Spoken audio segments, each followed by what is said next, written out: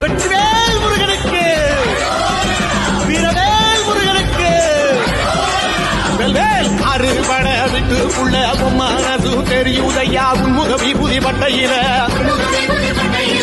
அறுமுகம் ஜொலிக்குதையா கற்பூரகாரத்தி எட்டையில அறுபட விட்டு உள்ள மனசு தெரியுதையா உன்முக விபூதி பட்டையில அறுமுகம் ஜொலிக்குதையா கற்பூரகாரத்தி எட்டையில